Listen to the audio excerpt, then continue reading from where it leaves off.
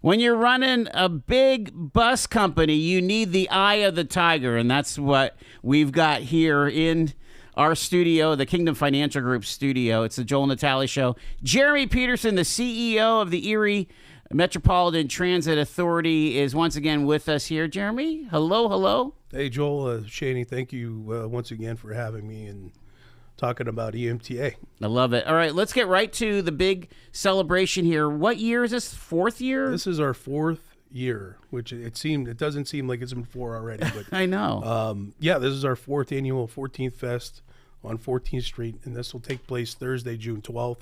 It starts at 5:30 with live music from the Groove, followed by Small Town Revolution right around 8 p.m. This party will take place on 14th Street between French and Holland.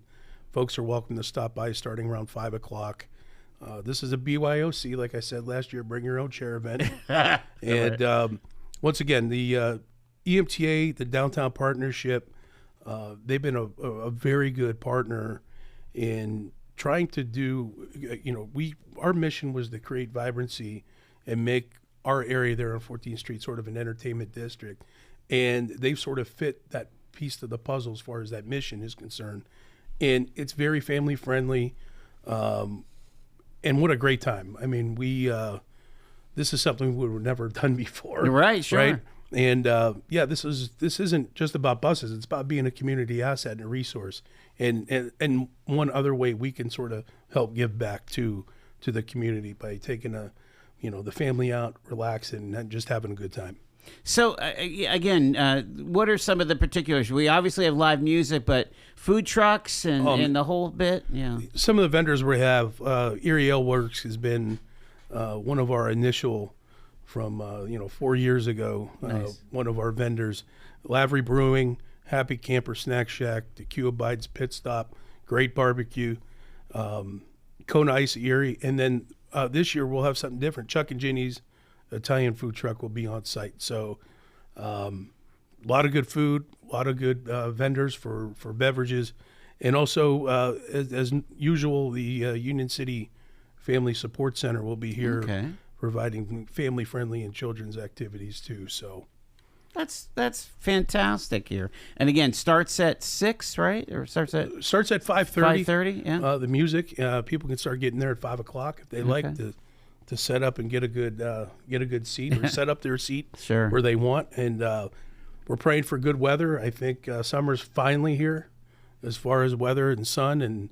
And we've been very lucky with the weather gods as far as having really good weather for these events. That's fantastic.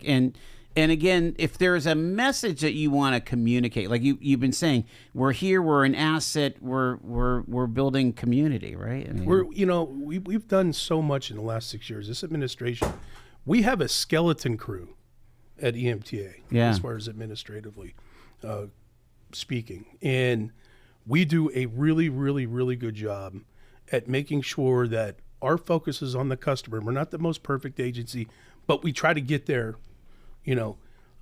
Day by day, how do we make things better, right? Sure.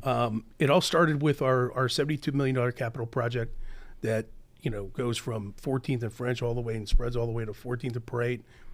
The appearance of that building is very nice. Our buses, our rolling stock assets are newer. We've reduced our carbon footprint by about 70% over the last 10 years.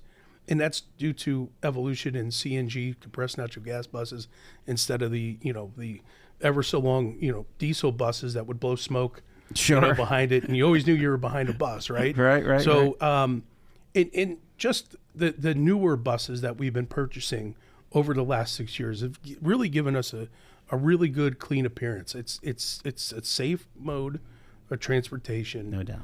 Okay. It's a clean mode of transportation. And the technologies that have evolved over those years are incredible. There's Wi-Fi on the buses now, free of charge. There's USB capabilities to charge your laptop or your phone, while you're riding to your destination.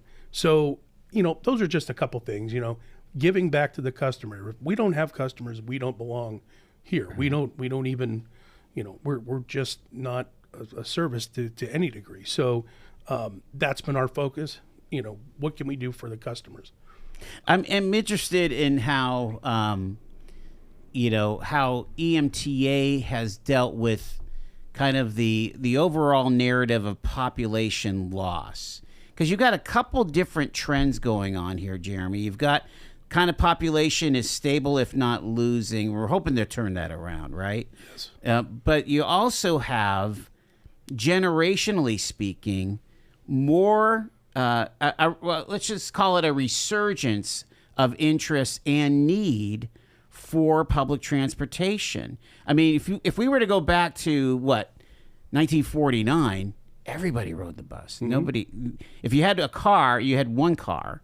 And generally, if you worked at the GE or at the mill, you rode the bus to work. Absolutely. I mean, I remember GE having several bus stops just on its campus. Wow. Okay, and traffic lights within the campus. So buses were moving, and within the perimeter of, East Lake Road, Water Street, Buffalo Road, and even Franklin, a number of buses, traveling around the perimeter, just getting people to work. Now, obviously, one of two things is happening too. We're seeing trends of more younger folks taking the bus and not purchasing vehicles, which is great. But we've also had this big shift in new American population in Erie too. So it's a completely almost different kind of ridership, right? And that's why we have some exciting news. And, later on this month, we're going to be starting the initial steps of a transit development plan. And that plan itself is going to sort of target and bullet point where, if maybe we're missing the quote unquote bus, or where the demographic shifts have been within this community, this county. And whereas before we talked about GE, when you had 15,000 people working there was a definite need for transportation services over there. Now, when you have 1,500 probably working there, the need isn't there. Okay, where's the shift at, right? Some would say maybe at least for bus riders, the need is in West County with the plastics plants, right? Right. You hit the nail right on the head. I mean, so what we've started to do was regionalize a little more into the county, the Lake Cities, the Albions, the core EPAs, so on and so forth. And we've been making lines, creating transit lines to those areas within the county to the city of Erie. Mm-hmm. So once again, you see, the Fairview Industrial Park. There's factories and shops out there where people need to get to. You have Maple Donuts in Lake City that, those employees need to get to work and they don't have vehicles. So that's where we step in. That's the really cool part about this job is there's a need and there's a gap. Like, we'll take care of it, Sure. And so, I mean, there's been an evolution. Well, yeah, over time. When we were kids, like you took the bus to the mall. I mean, do kids still take the bus to the mall? I don't think kids. I don't think the mall's the place to go anymore. I used to be a mall rat when I was a kid. I mean, I took it all the time. Yeah. Right. You had the movie theater right there, where it is right now, the food court. Sure. We would always, go there. But once again, Erie County has evolved so much too. We talk about transportation, but I mean, I look out the window here, and this isn't the same downtown Fifth and State that I've seen just 5-10 years ago. Correct. Right. When I worked at the county courthouse, I used to be here quite a bit for 10 years. I worked there, and everything's changing. Right.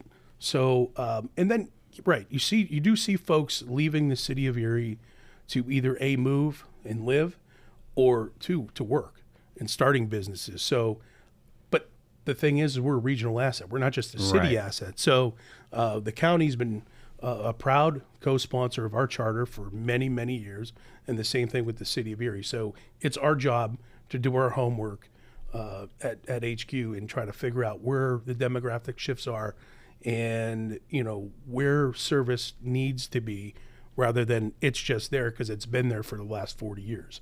Talk about the data part of this, because it sounds like there'll be a place for people to kind of make their voices heard. There's some folks, frankly, like me, where I'm very interested in what's happening with public transit, because I think it is a connection for economic opportunity. If I'm a young person and I don't want to, buy a car, pay for the insurance, pay for parking, I mean, that all adds up. Mm-hmm. If the bus is going where I need to go, it's a huge opportunity for me to be a productive member of society. So you're absolutely right, Joel. It's almost like you're a bus rider yourself, right? Well, I definitely.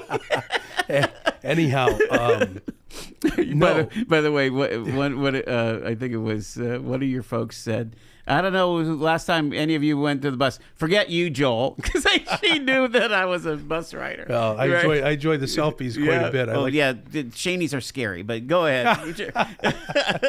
No, you're right, and that's what this transit development plan is going to do for us. It's going to bring the consultant, the firm that's going to come in. Used to be the Deputy Secretary of Transportation, Toby Favre, and his group. So if anybody knows transportation in Pennsylvania, including Erie, it's Toby. And him and I have had a lot of conversations over the years on, hey, let's get this done. Let's do this. Erie needs this. Like I said, we're not the most perfect agency around, but we try to do what we can to fit the needs of our customers, right? And not just our customers, but the business owners, the business districts. There's been a lot of change in a lot of these neighborhoods, like I've said, and there's a need for transportation somewhere. We should know where that is, and this plan is going to help us do that. And part of that is, we're going to take some time and talk to the public, not just customers, but what about those folks and those employers that have always been thinking about the bus, but just don't know enough about it because, A, they never asked the question, or two, they're just like, forget it. So this is an opportunity for them to come out, voice their opinions, their concerns, or whatever. And trust me when I tell you, I've always listened to what feedback. It's constructive criticism, and we like that. I mean, anytime PennDOT or the Federal Transit Administration comes into our office, that's the first thing I tell them. We want to know what we're doing wrong. I don't need anybody patting us on the back telling us what we're doing right. I want to know what we're doing wrong for us to improve ourselves. There is, I think this is a key point here, that the data collection is going to be critical in this next era, if you will, because with so much competition for talent, for workers, and getting that transportation piece handled, you're going to have a lot of employers that are highly motivated to say, how can the bus authority, how can the transit authority be a partner with us, and how do and maybe they have to say, hey, how do I arrange my shifts so that I could kind of be in sync with the transit authority, and with that bus, bringing 12 or 15 or 20 highly valuable employees to my front door. I'm thinking about when I used to take the 14 to Edinburgh, and there was a shop right there, I think near McCain, and every, snow, sleet, didn't matter. Tons of people would get out and get on at that shop. It was their place. Yeah, Tri-Tech is a good stop for us out there on 99. But Joel, you're correct. I mean, this people don't, and employers don't have to wait until we have a transit development plan or some public forum for them to speak their mind. We're very willing to talk to folks. We'll train. We'll do travel trainings. Sarah Morrison, our director of marketing, has zero problem going out there and talking with folks and educating them on how to take the bus, how to read a bus schedule, how to get to and from work. I just did it with a gentleman that I know who was down on his luck with his vehicle, and he came in, bought a pass, and I sat there with him, and he's got to work out by Grimm Industries. Well, okay, I don't even know what route I take, Jeremy, this and that, and here, well, it takes 5 seconds. And you're the concierge. Yeah, right. So, I mean, anytime anybody would like to be educated or want to have a conversation, We do it all the time. We go out to businesses then survey their employees like, hey, if we had a transit line out here or more frequently, would you take the bus? Sure. And then we take that information, listen, and then make adjustments accordingly. That's where the kind of figuring it all out comes to play here. We're talking to Jeremy Peterson from EMTA. Take our first break. It is 4:22 here on Talk Erie.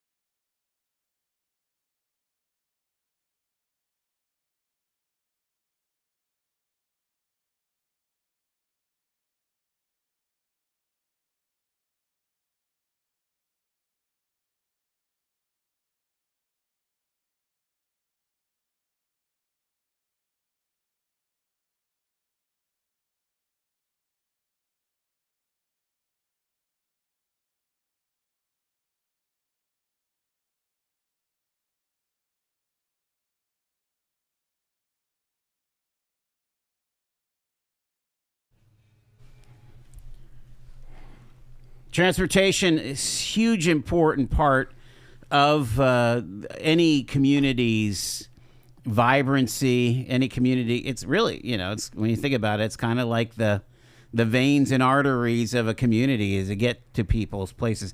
Jeremy Peterson from EMTA is with us. They talk about the social determinants of health, and you can apply the education and the economy in general.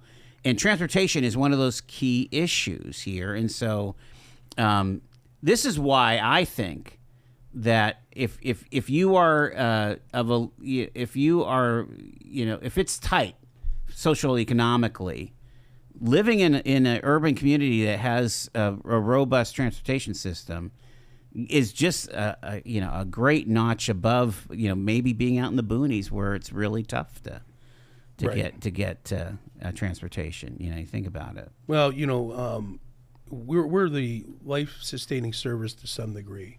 Yeah. For folks to get to, very important appointments to keep them alive. And then when you sit back and you think about that at the end of the day, you're saving people's lives every day by getting them to doctor's appointments, the life-sustaining needs and necessities that they have as far as, dialysis. Sure. Whatever it may be. At the end of the day, you're providing that service. We've had COVID that was a huge obstacle for us. We're still battling that. Mm. And all the rideshare programs that are out there, right? So the Uber and the Lyfts of the world, the problem that you have with the Uber and the Lyfts is, quite frankly, our drivers are, tested regularly. They have to be fit for duty. They have to have certain criteria that are met, and physicals, random drug and alcohol tests, through PennDOT and the Federal Motor Carriers manual. An Uber or Lyft, you don't know where these people are coming from. Right. Quite frankly, they could leave the bar and say, "Yeah, I'll pick up this ride and go pick someone up." The other thing is, if I'm in a mobility device, I can't have somebody in a Ford Focus just come pick me up. Yeah. We're not going to put a mobility device, strap it to the top of a car. Our vehicles, whether it be fixed route or Lyft, are equipped with those needs for those folks. Mm-hmm. So it provides and it's safe. This is a driver who's been thoroughly trained, could have been on the job for 25 years, or even a younger one. But be rest assured, Yeah. you know, it's going to be somebody safe behind the wheel. Right. You know. Talk about paratransit and the lift because, again, demographic trends, right? Our population is growing older in Erie County. So what we've done, and you're right, Joel. I mean, our demographic in let's just say Erie County as a whole is heavily senior, and there's been folks that say, well, you know, there's this empty bus that goes, you know, out Route 99. We'll pick on Route 99 for a while, right? Right. You know, and yeah, it might be empty, but it's going to, you know, Edinburgh University or Penn West University, Sure. whose students use that quite a bit to get around Edinburgh and to, you know, the mall in the city. So, yeah, you might not see a lot of people going out to Edinburgh. However, when you explain why we put certain routes where they are, there's a method behind the madness because, you know, you have to create complimentary paratransit service within 3/4 of a mile of any fixed route bus or any route. So I never knew that. Right. So because of you know, you have this measly empty bus that drives past Fifth and State every day, and Joel and Shane are going, man, does anybody ever ride the bus? Well, wait, let's think about it. We have Richford Arms right here. We have this facility. We have a hospital over here.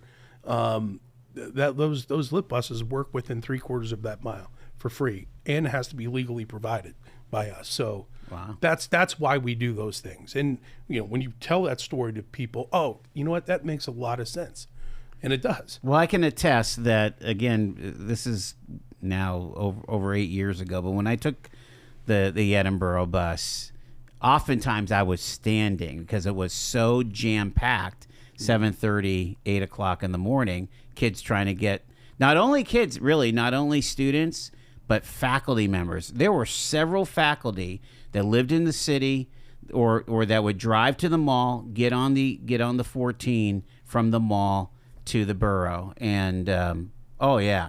And then of course, you know, shop workers and other workers, people, mechanics. There's several auto mechanic joint places along the way. It is that community. A lot of different people taking the bus. Well, you know? Unlike the Pittsburghs and the Philadelphias of Pennsylvania, you know, we have a very blue collar, you know, ridership here. Where Pittsburgh and Philadelphia, it's white and blue collar folks taking the bus because parking is not a necessity in those big cities. They're just not. Erie. You could, if you walked around with your eyes closed, you would walk into a parking ramp somewhere. Right. You know, parking, you know, and Erie is Erie, right? Yeah. Love Erie, born and raised here, but people like to be, you know, they like to park at the front door of any venue. We were annoyed last week because the Rib Fest was on and the parking was ridiculous. And so a couple days that I did drive down, I'm 2-3 blocks away, and I'm like, got my nose out of joint. We were talking to Jeremy Peterson. We've got to go to our bottom of the hour break here. We're learning about EMTA and all the hard work that they do. Don't forget their 14th Fest coming up on Thursday, the 12th. Free music and just a lot of fun there. Food trucks will be there. You got to pay for the food, but you'll have a good time at 14th Fest.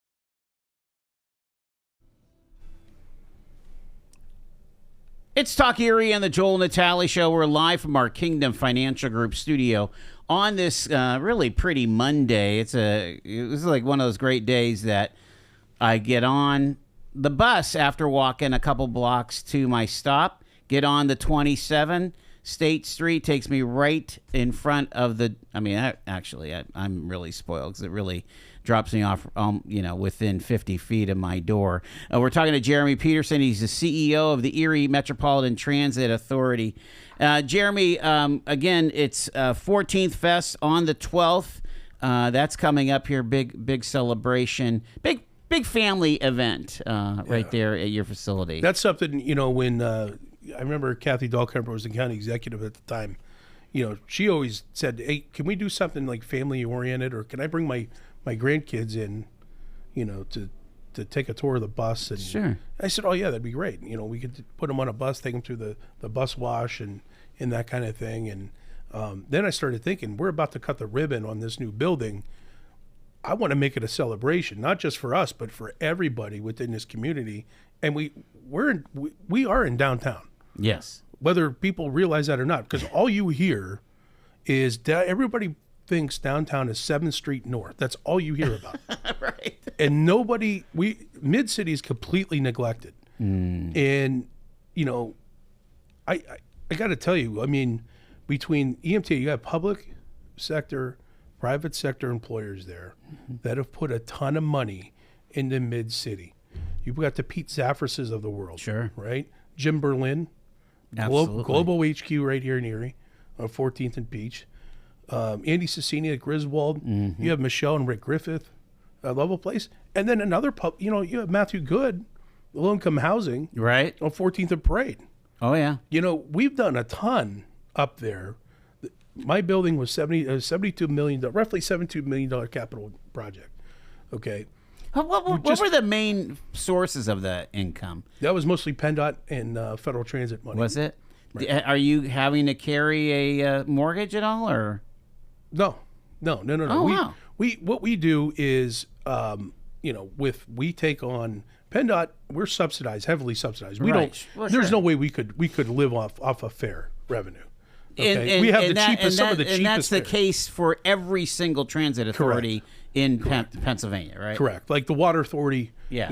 They could take bonds out, but Right. most of their revenue is generated by customer billing. Sure. Right. We couldn't do that. There's no way we would survive for the amount of buses and rolling stock assets we got on the road. Fuel, union wages, lights, utilities, you name it. That's a lot of money at the end of the day. Sure.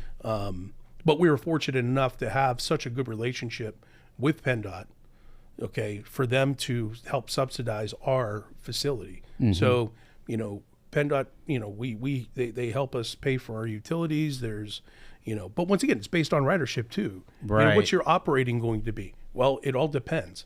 You have to go off of, ridership, local match contributors, such as all the municipalities in Erie, the 13 municipalities, Erie County, and the city of Erie.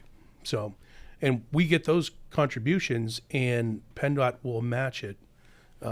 So to your point, though, Midtown has had huge amounts of investment, and And I hate to sound like I'm thumbing my nose at anybody, but there's been a lot of improvement throughout this entire downtown corridor and district. But people also need to focus outside of Perry Square. Sure. And travel a little further south and find out. And that's why we do these things too. Well, honestly, that's where we eat. Yep. It's the entertainment district. We go to the shows at the Warner, or we go to the ball game. Again, that's 9th. There's 8th, 9th, 10th. Well, then we go further south. There's Calamari's, and there's the Plymouth, and the brewery. There's a lot that happens back. And we partner down with there. the Erie Philharmonic, the Seawolves, the Otters, the Warner Theater. Gus Pine has been doing a fantastic job with Erie events. But once again, like we want to showcase what we have and what we've done in the neighborhood. Absolutely. Because once again, at some point in time, we will be recognized as a paramount public agency within our community, and if we haven't already, Yeah, right? well, I think it is. I'm interested in what you're going to do with that building because, and again, you can't really share too much. But my first question is, when is the ramp going to open? So what we're going to do right now is we just finished construction on a retail space, which is located on the bottom floor of our parking ramp between 14th and French and 14th and Holland. Gotcha. So there's roughly 18,000 square feet of retail space that was just constructed, built out on February 28th. And since then, we've been working with somebody really, really close to putting ink to paper on a lease. And then on one portion of the retail space. And then there's a little common area with shared bathrooms and storage. And then on the other side is about 6,500 square feet of open built out space that is very attractive. It's brand new.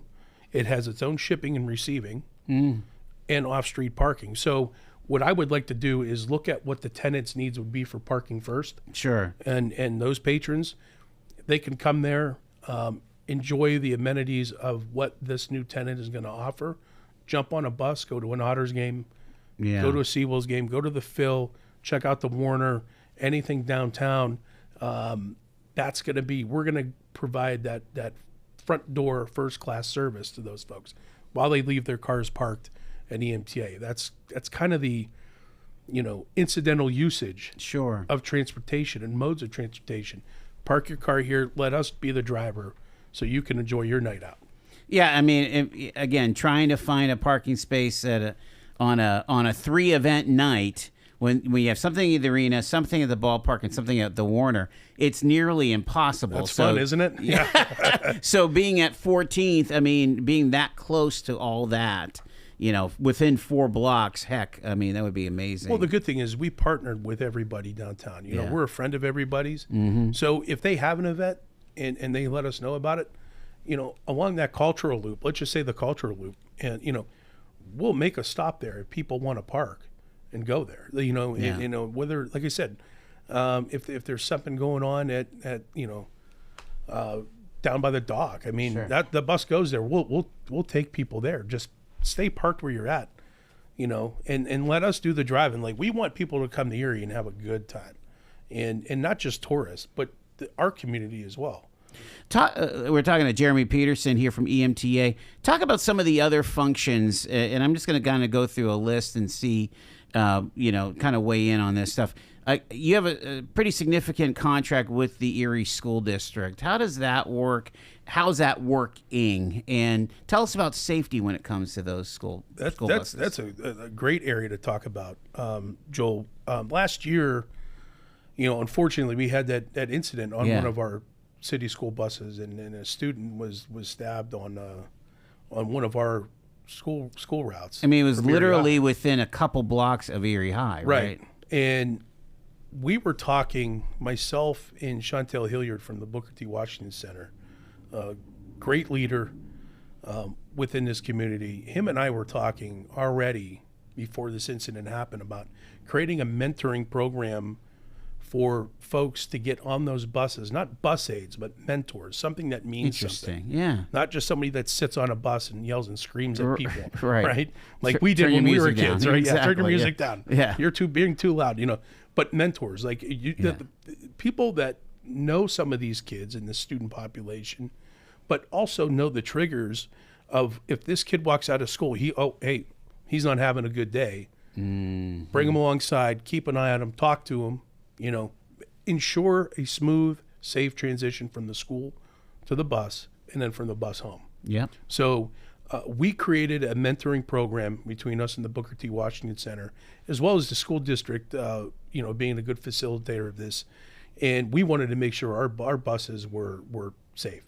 And knowing that if my son or daughter goes to Erie High or collegiate, that, I don't have to worry about my kids getting on a bus to get home. Yep. Or to school. That's out the window now. I mean, there since the mentoring program I think it took off right around April of last school year. We've had 3 incidents all school year, all academic year. Okay. There's times where we had the dispatch or the police dispatch to our buses 3 to 5 times a week. Oh, geez. You know, that's not an issue anymore. And that's, you know, I got to give kudos to the school district. You know, Brian Polito's been a heck of a superintendent to work with. And you know, it's other people too, like Chantel Hilliard from the Booker T. Washington Center, and us just getting together and going, hey, if there's a problem here, there's got to be a way to fix it. You know, there has to be. So when you talk about the school district, the only schools we provide service for are the high schools now. Okay. Where before we used to do elementary, middle, and high. And, you know, school districts obviously gone to those more yellow buses, which is good. You know, it's safer. People recognize a yellow bus as a school bus. People don't recognize an EMTA bus, no matter how many lights we put on it or stop arms, as a school bus. So for the elementary and middle school students, it is safer for them to provide yellow school bus service. I guess I didn't realize that they had switched to that. Although, you know, there's still a lot of kids just walking. There's a lot of kids that walk, and there's a lot of kids. You know, high school kids aren't stupid. Yeah. Right. And we've all been in high school before. Right. So if I have a school tripper bus that would pick me up on my corner at 7:25 in the morning, but I know at 7:45 in the morning, I could pick up a fixed route bus. Yes. And take it, and it'll drop me off at 38th in Peach. And I just walk a block and a half to school, and I'm still on time. Right. I'm going to take that later bus. Take the later bus. So yeah. we've seen some of the student population taking our fixed routes, and they're sort of educating themselves on it, right? Makes sense. So, which is good, you know, because it educates them on, you know, how to take the bus, and when they're outside of school, if they need to get to the mall or something, they know how to read a bus schedule. They know which buses to pick up. Talk about the Presque Isle Express. Where do you get on it? How does that all work? Yeah, we're once again with the new water taxi service. Yeah. And Julie Solomsky starting that. That's you know, it's going to make this Presque Isle Express. Before, when we started the Presque Isle Express, the water taxi was supposed to be in service too. Okay. And once again, we talked about that interconnectedness of transportation models, right? Yep. So we have a water taxi going to Waterworks, a bus along Presque Isle servicing the stop at Waterworks. So people can get off, and let's say they want to, instead of walking to Beach 11, they can take on the bus, the Presque Isle Express, and go right to Beach 11. Nice. And then when they're done there, jump back on the bus, go back to Waterworks, take the water taxi back. So looks like June 7th, we do have some route adjustments that are going to be taking place. But that's when the Route 33 to Presque Isle Express, free service once again. Free, okay. Is gonna be once again servicing Presque Isle.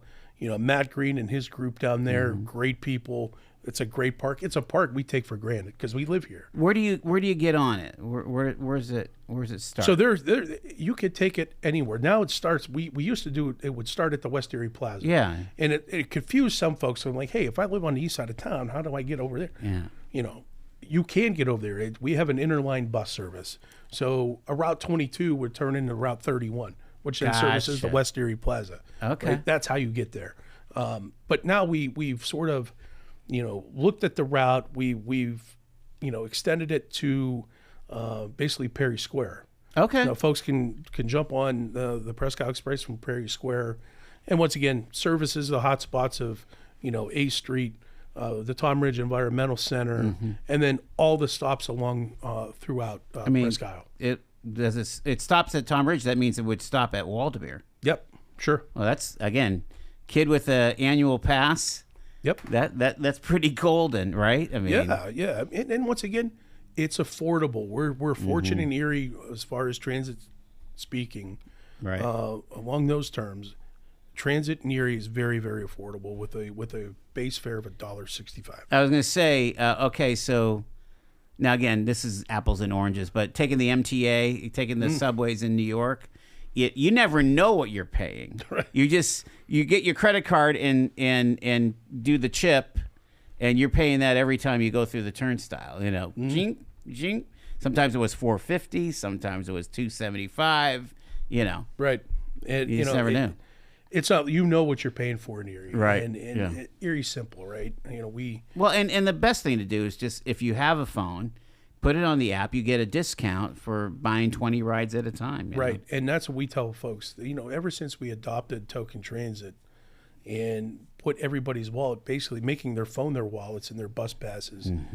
Life's been very easy for those folks. They don't have to come down to our place anymore or find a ride to our place to buy product or passes to get on our buses. They can in tokens, which we phased out. Right? Oh, did you phase out the tokens? We phased those out with the installation of new fare nostalgia, boxes. Jeremy, nostalgia. I right? still have about 30,000 of them back at the office. So if you want a couple, my dad always had tokens in his pocket. I mean, again, here he was, a Erie police officer.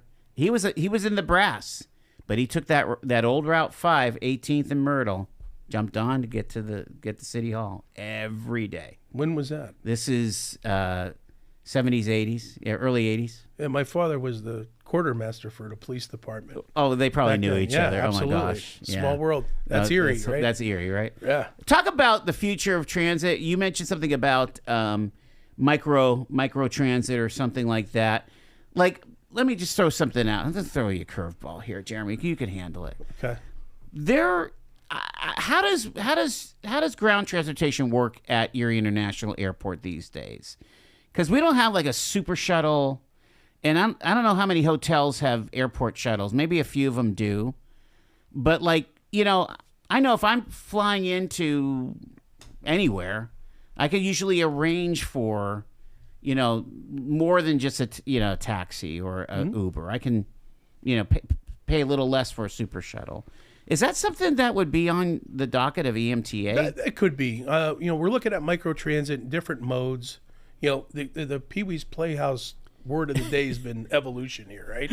So we talk about constantly evolving transportation. You have to look at those rideshare components. I think you do. It's at least worth studying and looking at. So the way the micro transit model works is you look at specific zones within your system. And if door-to-door is better and saves you a little more money by sending big buses out in certain areas to pick people up door to door to get them to either their destination or nearest bus stop. Okay. You know, that might be more, once again, financially responsible with the resources we have. And once again, microtransit's cheaper than the Uber and the Lyfts of the world too. Right. And, you know, that's something that this transit development plan we may look at. We do have a few fixed routes that already service the Erie Airport. Okay. You know, Derek Martin's been doing a better job at making sure that we have, you know, airfare coming to Erie with, you know, the Breeze, you know, line and everything else. That, you know. But it, you know, can we time it so that the buses or a shuttle or whatever is there when we have those arrivals? See, that's what we did, and then you know, COVID. You know, we talk about COVID, sure. and you know, airlines, you know, reducing the amount of airports that they service. You know, I don't know. You couldn't have. You know, I don't think the Lord himself could have ran the airport authority any differently than it was ran. Right. You can't help a pandemic. You can't do that. So, you know, we would have buses that were still servicing the airport, and we had folks that would take the bus to the airport, but they didn't know they had to wait a lot longer than they used to because we had more frequent flights and airlines there at some point. So, you know, that might be an area where we go, hey, let's take a look at all the, you know, the flights and those schedules, and maybe it's worth having a you know, a microtransit hotline, you know, to the E. And that's, you know, you talk about shuttle service in like bigger airports and, you know, and it's so, when I go into these bigger airports, I'm blown away. You know, they have buses, they have trams, they have, you know, all this stuff. It's constantly all moving parts. People are walking, people are parking, they're walking, they're getting transported. There's certain terminals. They jump on a plane, they take off, they go to where they need. Nobody, it's like, unless you're waiting for, you know, a plane, that's the only time you see people sitting still. Everything's moving, you know, and that's where we come in, like, hey, we want to be part of that moving cycle too. Right. So, hey, how can we eliminate congestion within the airport? Pick people up, get them to a hotel, get them to a loved one's house, wherever it is that they're going. Right. So, yeah, that's a certain model and sort of a newer mode of transportation. Yeah, it's interesting because again, people are broadening. I mean, the demand is going to increase, but they're going to broaden what what is going to be a desire for public transportation. I mean, you're seeing it, Right. Right. all And over once the again, place. we have to, here and here, we have to fight and claw for our ridership. Like I said, we don't have the luxury of white and blue collar folks Yeah. jumping on the buses, going to hospitals where they work. Very accessible town. Like I said, yeah, a lot of parking. Well, we overbuilt all the parking stuff. Well, some people would say no, we haven't, but I was recently at St. Vincent, and I had to go all the way up to the 9th floor of that parking ramp just to get a space.